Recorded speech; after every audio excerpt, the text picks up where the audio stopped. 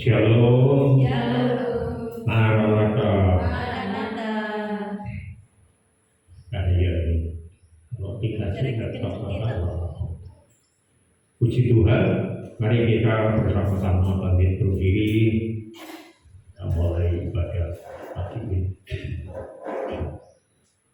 Pertolongan kita datang dari Tuhan, pencipta langit bumi dengan segala isinya. Tuhan yang memenuhi kita semua dengan seluruh kepenuhannya. Ibadah raya pada pagi hari ini kita habiskan bersama-sama dengan penuh ucapan syukur di dalam nama Tuhan Yesus Kristus. Turunlah ke atas saudara-saudara sekalian dan terimalah dengan penuh iman dan sukacita Tuhan rahmat, kasih karunia, kuasa dan damai sejahtera dari Tuhan Yesus Kristus. Amin.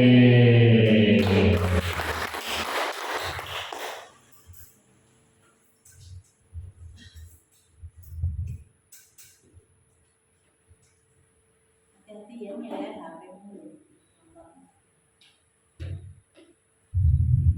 Shalom. Shalom. Selamat pagi Bapak Ibu selalu. Selamat pagi. Ada sukacita? Amin. Karena kita bersukacita Tuhan Yesus baik bagi kita. Siap untuk memuji nama Tuhan? Amin. Mari kita memujikan nama Tuhan, kita menyembah Dia. Satu pujian, Ku beri kemuliaan.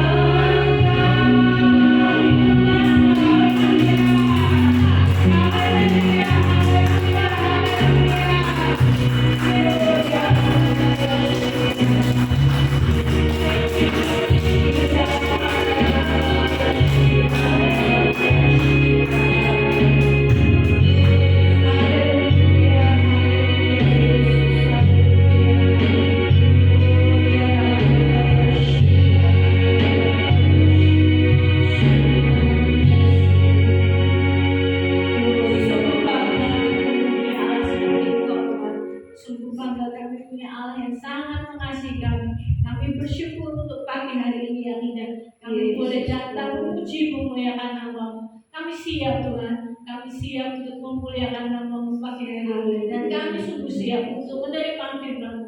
Kami akan memuji memuliakan nama-Mu sepenuh hati kami Tuhan. Terimalah puji-pujian kami. Di dalam nama Tuhan Yesus Kristus kami sudah berdoa. Haleluya. Amin. Sekali lagi shalom. Shalom. Ada sukacita. Amin. Beri kemuliaan bagi Tuhan. Haleluya. Kita di sini adalah orang yang percaya, umat pilihan Allah. Kita menjadi pemenang karena Tuhan Allah kita. Satu pujian, mari kita.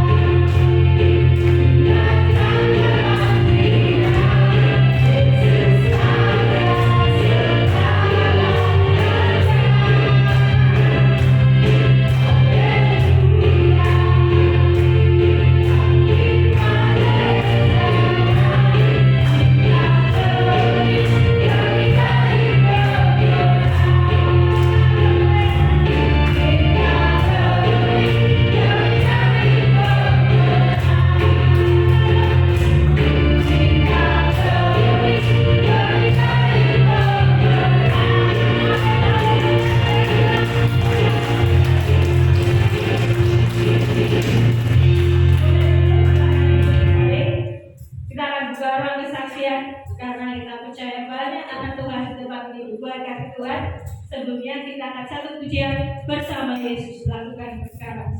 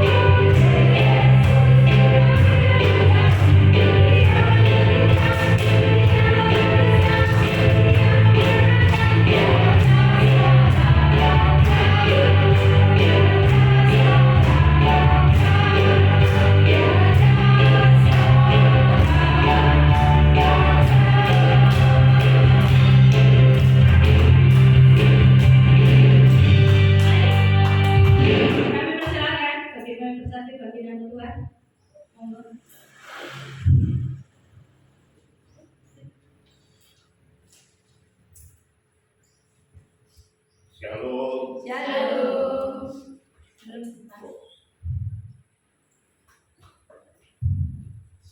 Ada dua kesaksian saya mengenai kesehatan saudara ya.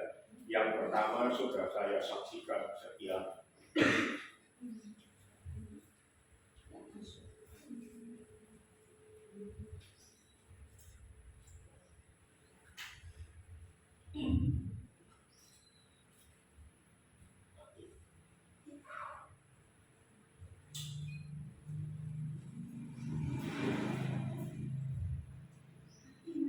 sampai habis.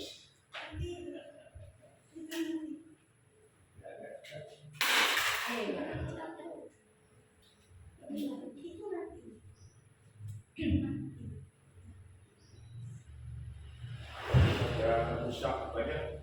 Saya suara keras saja saudara ya. Nanti saya ambil baterai.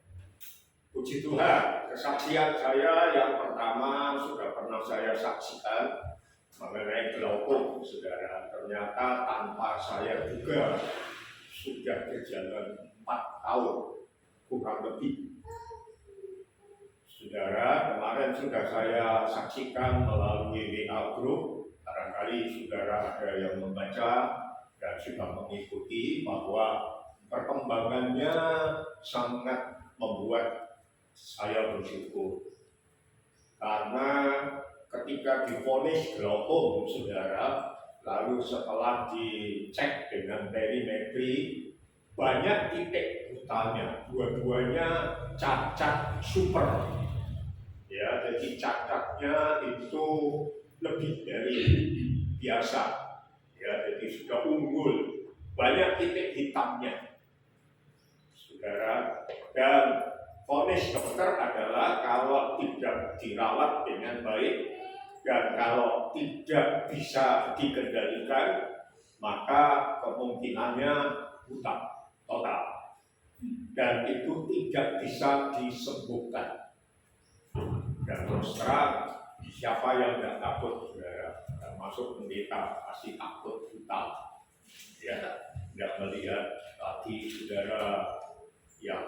ganteng, yang cantik. Sudah nggak bisa melihat istri saya yang cantik. Wow, nggak bisa baca lagi. Jadi saya betul-betul berdoa. Dan doa saya ekstrim, saudara. Dan saya tidak mau buta. Lalu ekstrimnya kenapa? Kalau buta lebih baik pulang ke rumah Bapak. Ya, saudara, lalu setiap tahun di perimetri dan sikap kata saudara tahun keempat harusnya 4 kali, tetapi tahun 2023 itu dokternya sekolah lagi di Australia. Hasilnya luar biasa. Tahun pertama itu dua-duanya cacatnya unggul, banyak titik hitamnya, titik butanya, ya, blind spotnya banyak, saudara. Tahun kedua yang kanan masih cacat super, yang kiri tidak ada cacat lokalnya, jadi mulai bersih yang kiri. Tahun ketiga absen karena dokternya sekolah lagi di Australia. Tahun keempat dicek lagi, dua-dua kanan dan kiri tidak ada cacat lokal. Berarti sudah bersih dari titik butanya. Saudara, lalu dokternya sudah sangat puas, tetapi ada alat lagi mungkin baru karena selama sekian tahun tidak pernah pakai alat ini, yaitu difoto sarafnya, saraf mata. Saudara, untuk membandingkan hasil perimetri itu dengan foto. Perimetri itu adalah hasil dari kerja pasien. Karena ada permainan begitu, kayak orang permainan saudara, mata masuk lalu digelapkan total, saya melihat gelap, lalu ada titik-titik kecil hijau muda.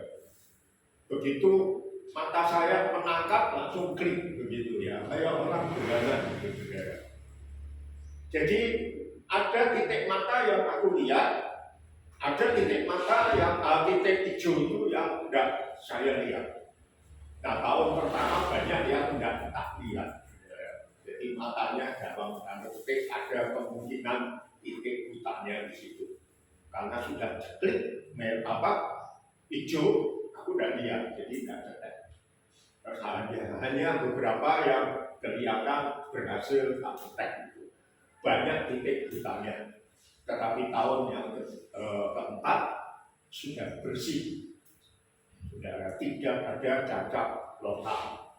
Lalu kalau foto itu bukan hasil kerja pasien, karena saya hanya disuruh melihat di lensa itu otak titik-titik hijau di sebelah kiri untuk mata kanan, sebelah kanan untuk mata kiri. Sementara saya memperhatikan itu di foto, berarti itu pasiennya aktif, pasif, cuma lihat itu lalu difoto. Dan hasilnya sangat bersyukur, puji Tuhan. Daerah yang berwarna hijau itu 95%. Dan dokter berkata hijau itu berarti terang. Jadi 90% kemampuan melihatnya masih hijau semua, masih terang 95%. Lalu yang kuning 5%. Yang kuning itu agak kurang. Berarti mungkin kalau lihat itu setengah terang, setengah gelap gitu ya. Itu 5%. Lalu yang 1% itu warna merah muda.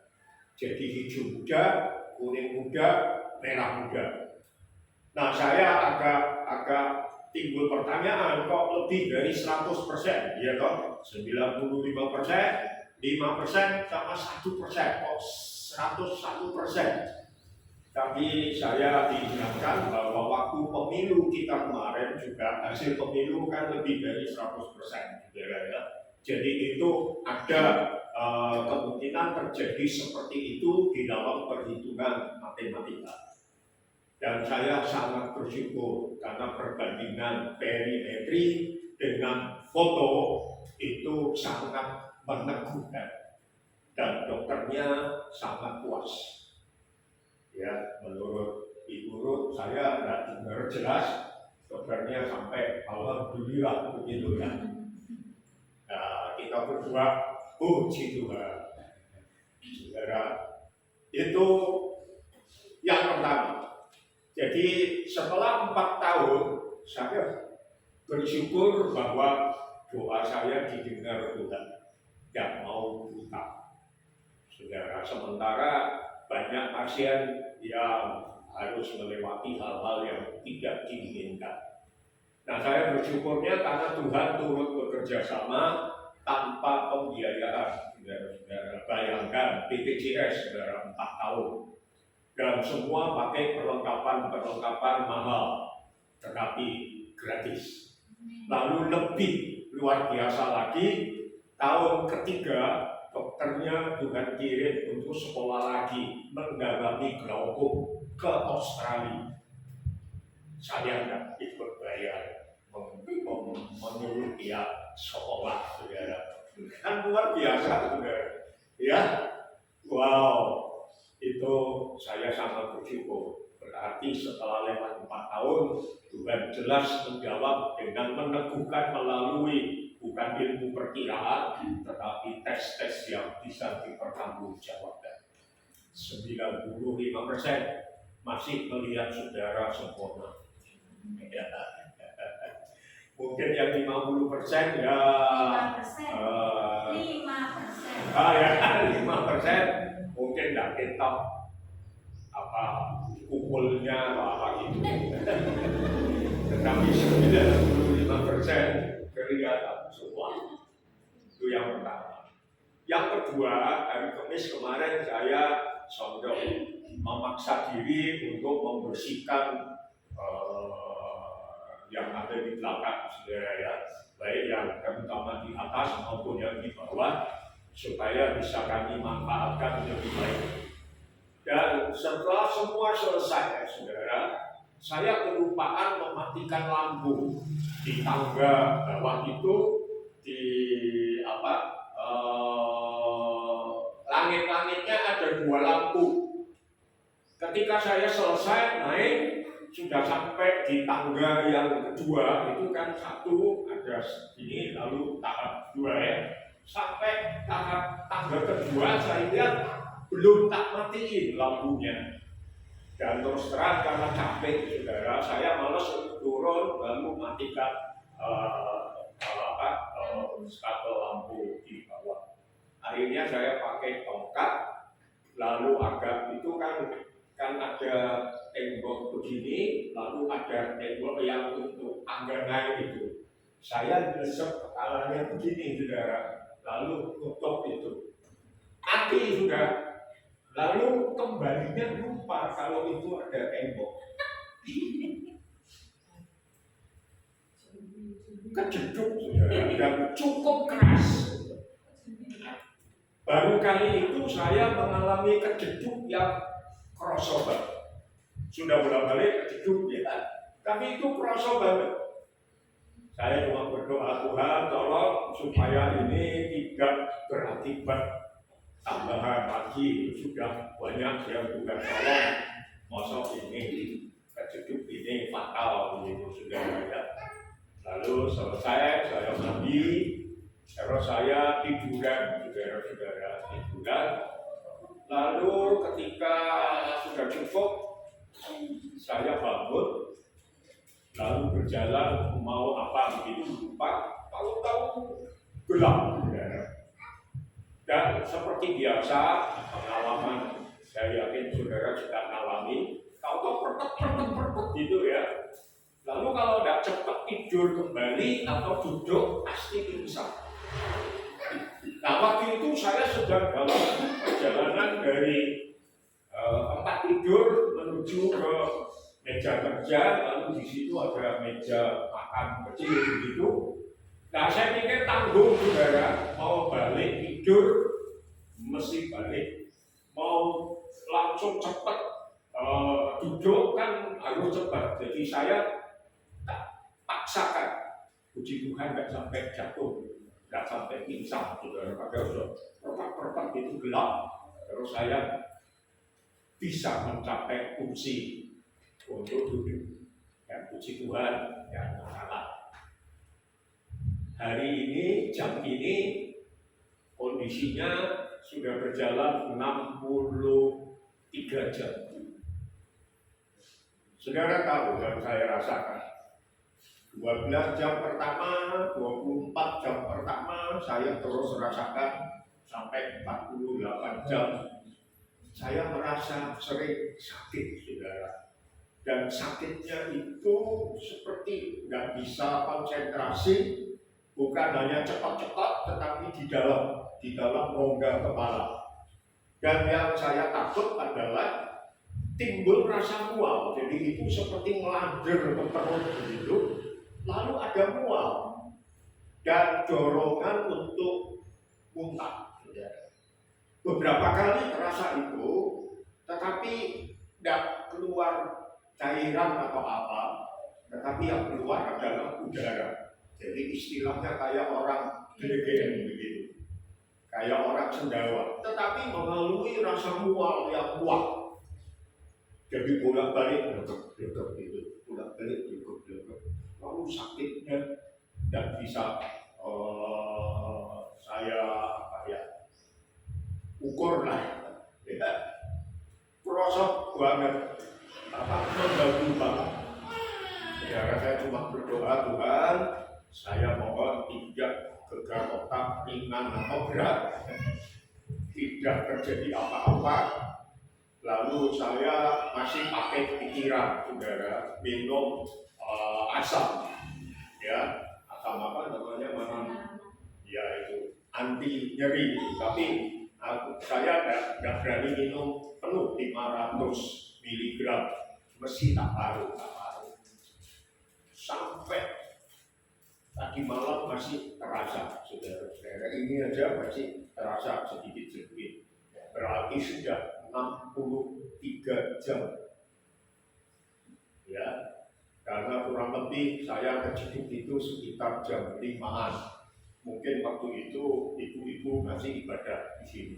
Saudara asik ibadah, saya asik kejeduk di atas. Dan puji Tuhan, sampai saat ini walaupun masih terasa, tetapi tidak sampai muntah, ya, berhasil teratasi dan gelegeannya makin berkurang. Rasa mualnya terus muntah udara, kalau saya boleh pakai begitu ya, karena keluar itu udara gelegen-gelegen, ya kayak orang muntah. Tapi sudah sangat berkurang dan saya yakin Tuhan sudah melindungi rongga kepala saya mulai tengah sini. Itu kesaksian saya. Tuhan itu luar biasa menjaga kita dengan baik, baik yang seketika maupun yang kronis bertahun-tahun. Bagi Tuhan tidak ada tiga. Amin.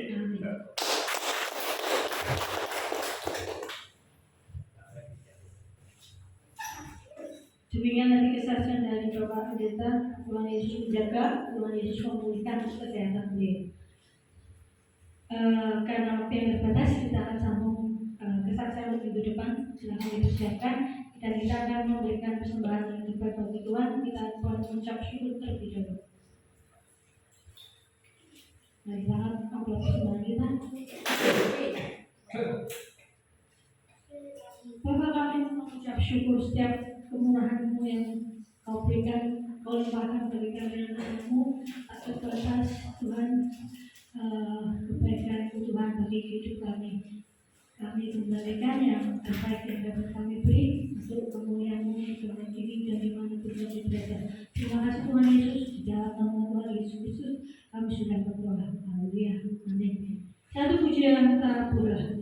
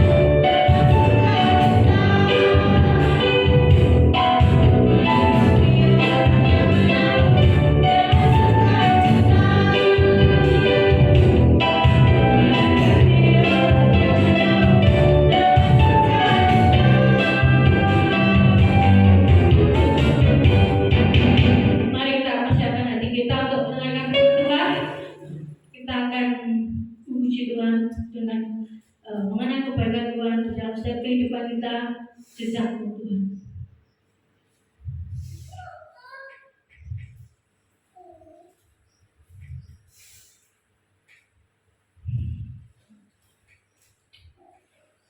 Kita kadang tidak melihat kemana Tuhan akan membawa kita, mana tujuan kita. Tetapi kita tak percaya Tuhan Yesus tahu yang terbaik bagi kita.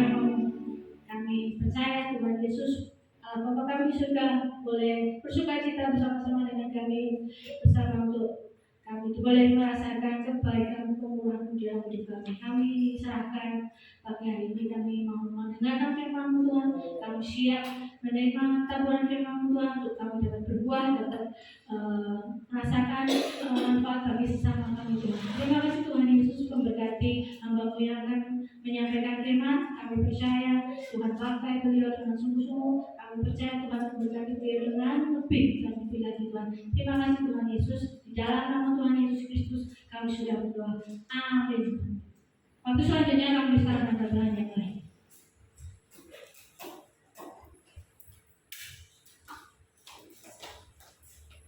Kita akan bagi kelas dulu, saudara. Mari anak-anak maju ke depan.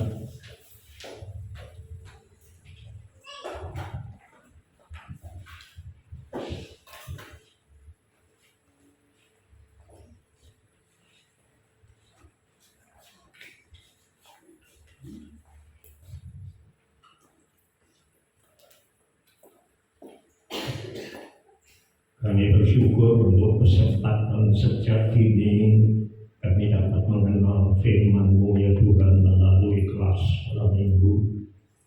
Kami bersyukur untuk guru yang Engkau urapi. Kami bersyukur untuk anak-anak yang Engkau urapi, belajar bersama, mengenal bersama Tuhan Yesus, Tuhan dan Juru Selamat kami. Berkati kelas ini dalam nama Tuhan Yesus Kristus. Amin.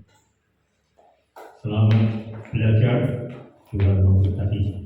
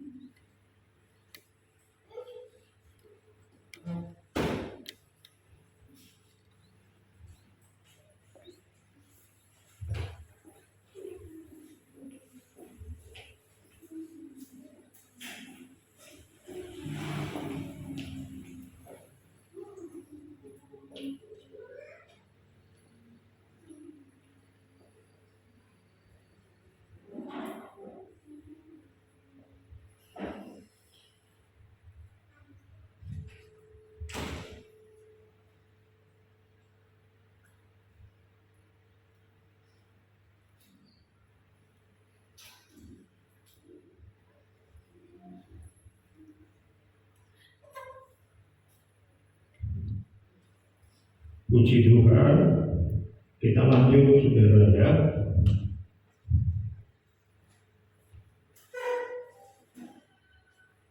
Minggu kemarin kita sudah belajar 3 slide, tidak saya ulangi, tetapi inilah yang sudah kita terima minggu kemarin. Gaya hidup komunitas yang diungkap oleh Kisah Para Rasul pasal 4 ayat 32 sampai 33. Kemudian yang kedua dari 1 Korintus 1 ayat 10 sampai 12. Apa itu gaya hidup komunitas?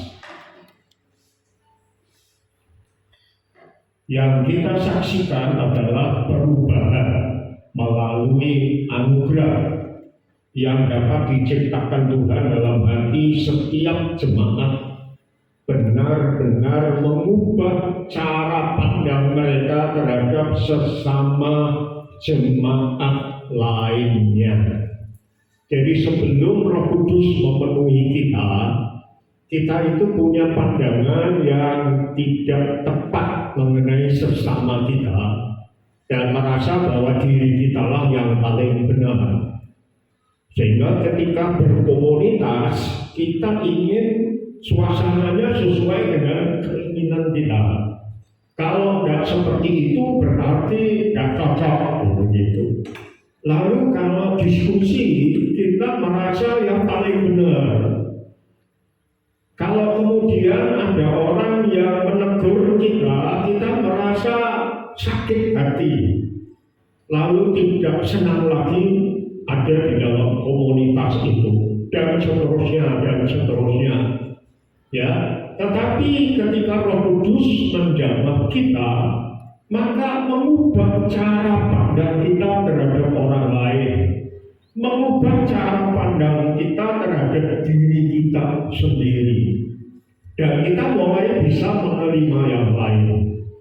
Kita mulai bisa merasa saling memperhatikan. Kalau ditegur, saling menerima, saling memperbaiki. Saudara, tidak kalau ditegur langsung balas lah, aku, ya, enggak. Itu yang terjadi, yaitu dalam gaya hidup komunitas itu terjadi perubahan, saling berubah satu sama lain.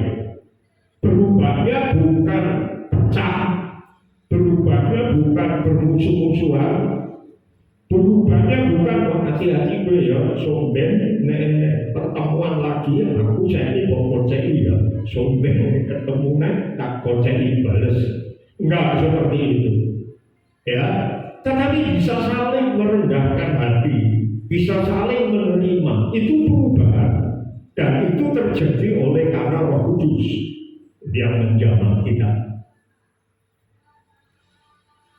Setelah pencurahan Roh Kudus, tingkatan kuasa, otoritas, dan tanda-tanda ajaib dalam atau oleh jemaat mula-mula adalah karena mereka hidup dalam atau sebagai komunitas Tuhan.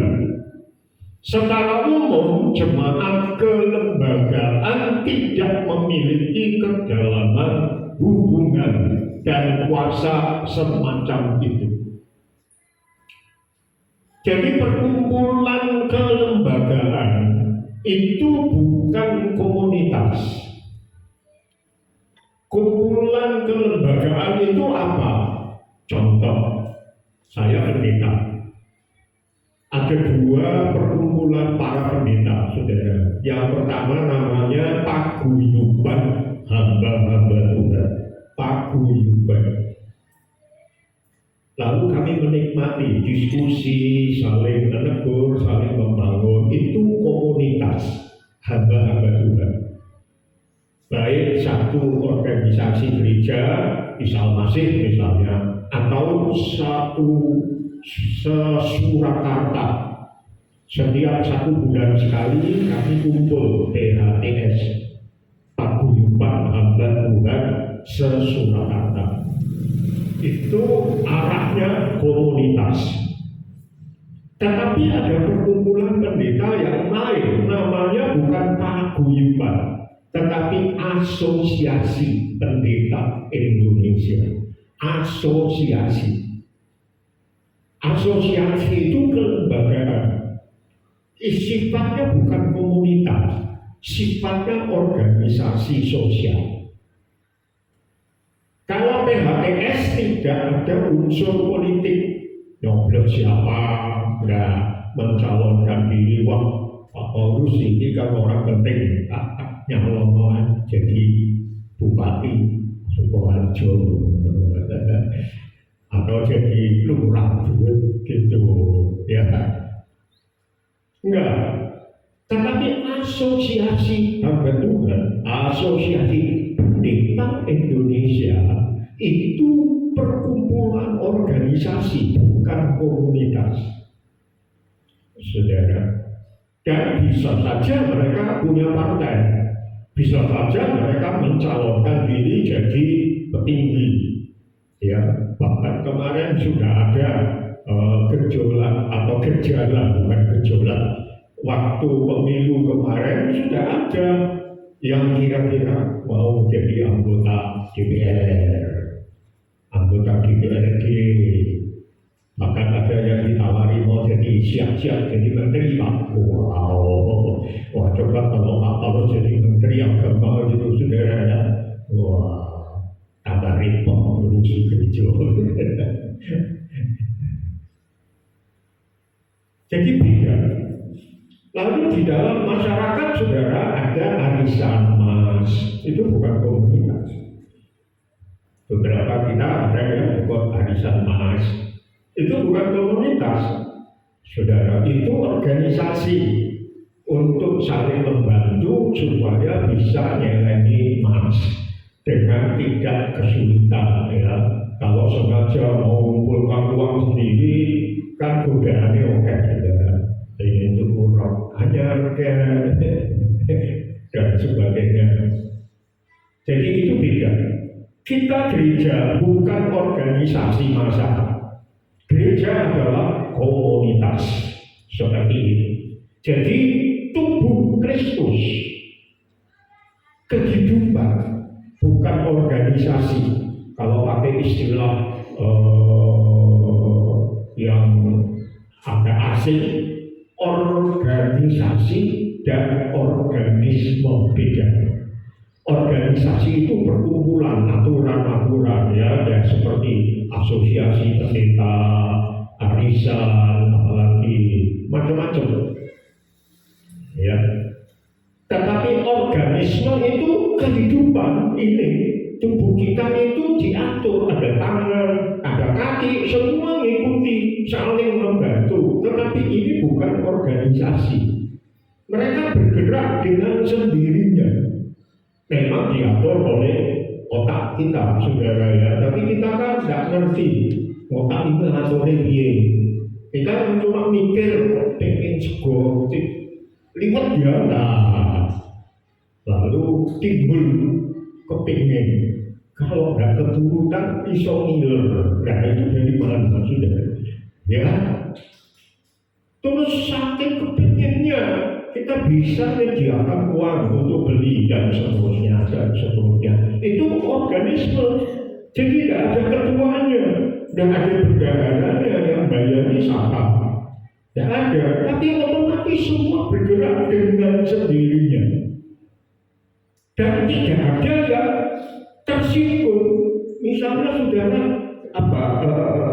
kegigit nyamuk di sini, otomatis tangan kan langsung gitu ya, gitu ya. Nah, pipinya nggak bisa ngamuk, tangan kurang ajar dulu ya, dibujuk nabrak aku, terus ngamuk, enggak, dia tahu, semua tahu, itu demi kepentingan diri sendiri. Jadi tidak ada yang sakit hati. Semua tahu dengan sendirinya diatur oleh yang punya hidup, yang memberi hidup. Gereja seperti itu, saudara. Ya, jadi jangan kaget saudara nanti kalau ada di antara kita yang dalam keterbukaan melihat saudara dicopot nyamuk, terus langsung dihubungi mau nyamuk ya. Atau karena nyamuknya gede atau gimana saudara, tahu-tahu langsung diceplek-ceplek. Ya, jadi nanti bisa terjadi seperti itu. Tapi semua ada di dalam kendali Roh Kudus. Jadi kita harus terbuka kepada Roh Kudus supaya kalau itu terjadi, kehidupan Roh bekerja seperti itu, kita saling memperhatikan, saling menasihati, saling membantu. Maka biarlah itu terjadi dengan pimpinan Roh Kudus. Ya, itu. Nah, saya ingin juga menyampaikan saudara, khotbah saya ini nanti atau pengajaran ini akan menjadi bahan yang sangat peka. Saya ingatkan lebih dulu. Saya tidak merencanakan untuk membuat kalimat-kalimat ini nyerang saudara. Enggak. Saya dapat dari Tuhan, saya dapat dari membaca Alkitab, saya dapat membaca dari buku-buku. Ada banyak buku yang membantu. Dan itu semua Tuhan taruh di dalam hati saya untuk menyampaikannya. Dan tidak ada tujuan menyerang si A, si B. Ini bukan tentang Yeni, ini bukan tentang Rahel. Ini bukan tentang Yohanes, ini tentang kita semua, bukan tentang Pak Paulus. Jadi kalau ada hal-hal yang dalam tanda petik langsung atau tidak langsung menegur kita, bahkan negur yang ngomongin, kita harus terbuka. Tidak ada tujuan saling menyerang, tetapi justru Roh Kudus ingin membuka pemahaman kita sebagai gereja. Jangan sampai kita jadi gereja yang bukan gereja. Jadi gereja tetapi tidak beda dengan organisasi massa, tawuran dan sebagainya, loro hati, pro-prona, kontokan, tidak ada bedanya. Tetapi kita harus jadi organisme saling, otomatis saling. Dan itu dari firman Tuhan. Saya mau kasih contoh, saudara. Petrus itu berdosa. Tidak lebih baik dari Yudas. Yudas itu berdosa, menjual Yesus. Petrus kan tidak menjual Yesus, tapi dia menyangkal Yesus 3 kali, pakai sumpah lagi. Dosanya sama, saudara-saudara. Yudas menyangkal, menjual Yesus, tapi dia pernah menyesal. Ketika dia sadar loh, ternyata Yesus dihukum mati. Padahal tak pikir, tak jual itu dia cuma ditangkap, lalu diadili, tak sampai dihukum mati. Dia sempat menyesal. Ya dong. Berarti sama dengan Petrus. Petrus menyangkal Tuhan. Lalu ketika sudah 3 kali Yesus melihat dia, lalu ayam berkokok, dia menangis, menyesal, sama menyesalnya.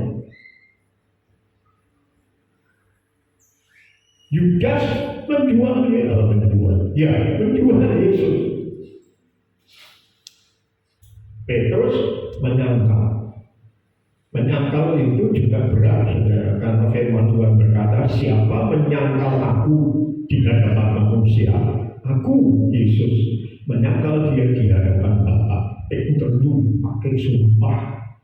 Apa Petrus tidak ingat firman itu? Aduh, berarti aku akan disangkal oleh Tuhan di hadapan Bapa. Entah aku. Sama menyesal. Hanya bedanya Petrus menyesal. Dia tidak menghukum dirinya. Saudara, Yudas menyesal. Dia menghukum dirinya. Saya yakin kalau Yudas menyesal, boleh kok disalib dia. Tak pikir cuma ditahan, tak pikir cuma dia. Terus dia menyesal dan bertobat, datang kepada Yesus. Saya yakin Tuhan mengampuni. Saya yakin. Dia belum menghujat Roh Kudus. Pak Paulus kok ngomong gitu? Karena menghujat Roh Kudus itu tidak ada ampun. Yudas itu sudah menghujat Roh Kudus, Pak. Tidak ada ampun. Saya banyak belajar firman Tuhan. Orang yang menghujat Roh Kudus tidak mungkin punya penyesalan. Dosanya sudah sama dengan dosa iblis. Tapi Yudas menyesal. Buktinya apa? Dia bawa uangnya, dia naik ke imam. Itu tanda.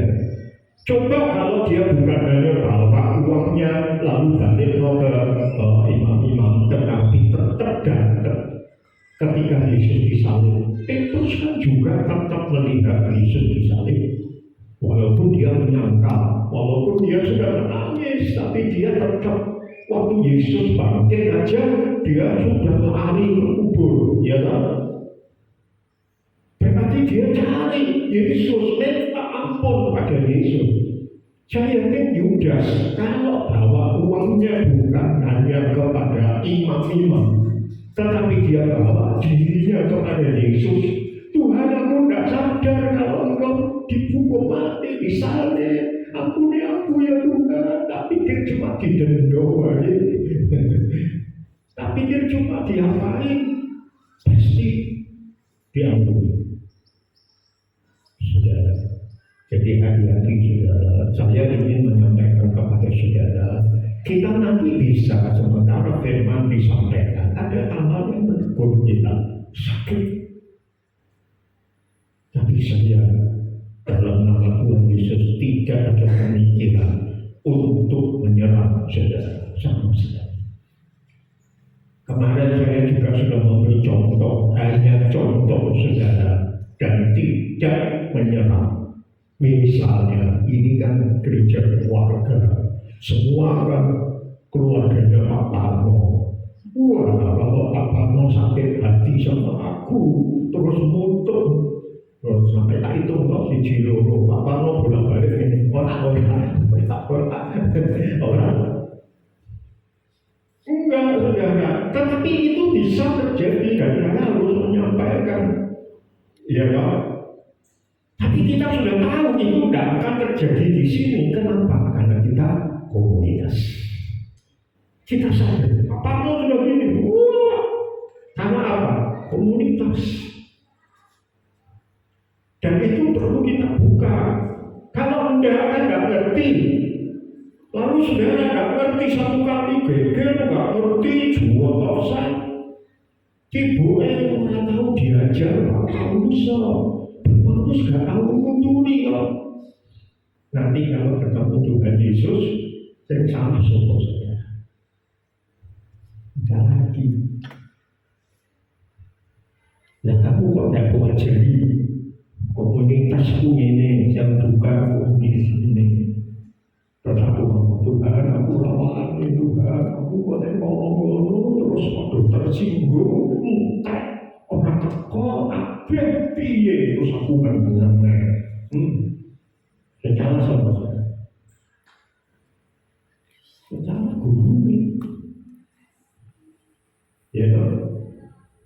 Makanya saya dengan pertolongan Roh Kudus menyampaikan, dan semuanya ini mau tak buka. Saudara-saudara, firman Tuhan ya, jadi tidak. Sehingga nanti kalau tiba-tiba ada duka cita bagi kita karena firman Tuhan, saya pegang firman. Di surat Korintus ada duka cita oleh karena Tuhan, maka itu mendatangkan pertobatan. Sudah, saya bolak-balik sering kali duka cita karena firman Tuhan. Apakah saya marah pada pengkhotbah? Pernah. Jujur